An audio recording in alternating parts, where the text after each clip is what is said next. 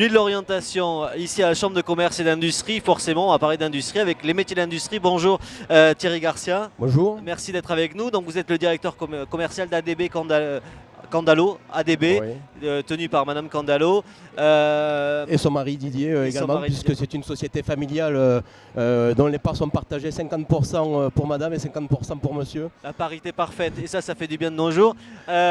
Justement, ADB, c'est une entreprise de pointe qui est installée dans un petit village, à rien de péjoratif. Loyer, j'aime beaucoup, moi j'habite à quelques kilomètres à Juillan. Est-ce qu'au cœur des Hautes-Pyrénées, on peut être une entreprise industrielle de pointe qui rayonne à travers vos clients sur le monde entier ?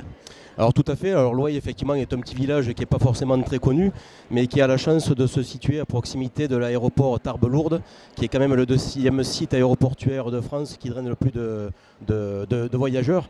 Donc nous avons la chance d'être à quelques centaines de mètres de la piste d'atterrissage, donc on a l'occasion aussi de voir des essais d'avions sur lesquels on a peut-être certainement quelques pièces, et puis on est à proximité aussi de l'autoroute, et on est situé vraiment à la frontière entre deux régions phares pour le secteur d'activité qui est le nôtre, c'est-à-dire l'aéronautique, puisqu'on est situé à la frontière entre Midi-Pyrénées et Aquitaine, donc deux régions où il y a énormément de nombreux donneurs d'ordre, puisque si on démarre de Toulouse, on a Airbus, mais quand on arrive au plus proche de nous, on a Daher Socata.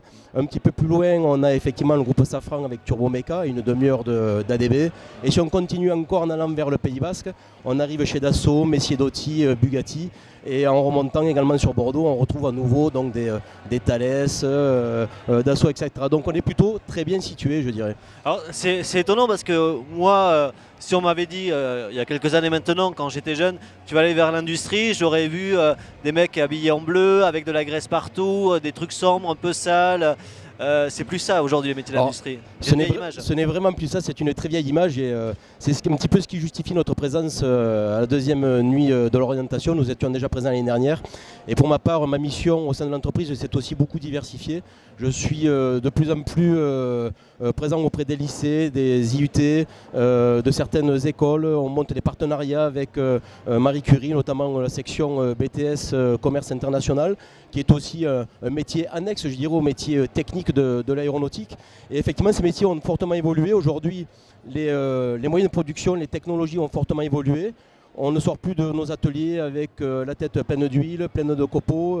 Ce sont des métiers, nos entreprises ressemblent davantage à des laboratoires qu'à des ateliers de mécanique comme on a encore et trop souvent encore à l'idée, et notamment les parents de ces jeunes qu'il faut qu'on arrive à convaincre d'orienter et d'aider leurs enfants à aller vers ces métiers-là de l'industrie. L'industrie, ce n'est pas qu'un vilain mot. C'est vrai que j'ai eu l'occasion de visiter il y a peu de temps ADB. Il y a beaucoup d'ordinateurs dans la chaîne de production, c'est aussi beaucoup de machines, des machines modernes, de pointe, numériques, qu'il faut savoir manipuler. Donc il faut avoir aussi fait des études précises pour ça. Donc c'est tous les métiers aujourd'hui qui sont représentés, toutes les filières. Oui, exactement. Donc nos machines aujourd'hui, ce sont toutes des machines numériques avec des claviers donc numériques, un langage numérique. Certaines ont même des écrans tactiles pour se rapprocher un petit peu des manipulations sur type iPad, tablette, qu'ont les jeunes. Donc ça les intéresse beaucoup d'intervenir sur ce type de machines. Et les compétences ont également évolué sur ces métiers qu'on appelle toujours tourneurs, fraiseurs, décolleteurs, qui sont trois techniques d'usinage différentes. Les compétences ont évolué en quelques décennies. Aujourd'hui, ce sont davantage des gens qui font de la programmation, qui ont des aptitudes aux mathématiques, à la trigonométrie, à l'informatique aussi pour les décolleteurs.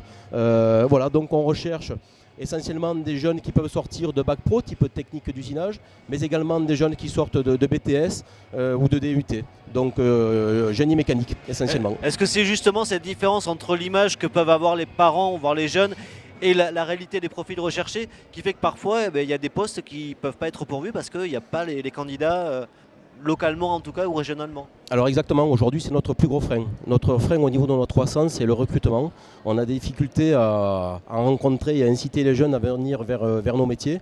Et lorsqu'ils sont convaincus, les jeunes eux-mêmes, que c'est un métier vers lequel ils veulent aller, bien souvent il y a le frein des parents derrière, parce qu'il y a l'histoire. Il y a l'histoire de l'industrie, il y a l'histoire de ce qu'on entend dans les médias, où on associe encore trop souvent au mot industrie, fermeture, plans sociaux, chômage. On est sur une région qui se porte plutôt très bien, avec un gros donneur d'ordre qu'on connaît tous, c'est Airbus, qui draine énormément de sous-traitants derrière lui. Et ces métiers-là sont pourvoyeurs à la fois d'emploi, d'évolution au sein de l'entreprise, et on a quelques exemples au sein d'ADB.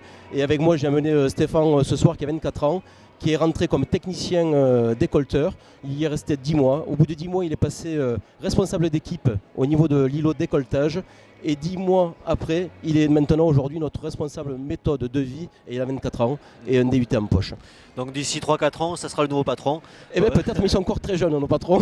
Effectivement. Je rappelle pour conclure qu'il y a la semaine de l'industrie qui va être organisée de mémoire en avril. Ça sera l'occasion pour des entreprises comme la vôtre de s'ouvrir et donc d'accueillir les jeunes et leurs parents, parce que vous le disiez, c'est aussi important pour vraiment casser cette image ancienne.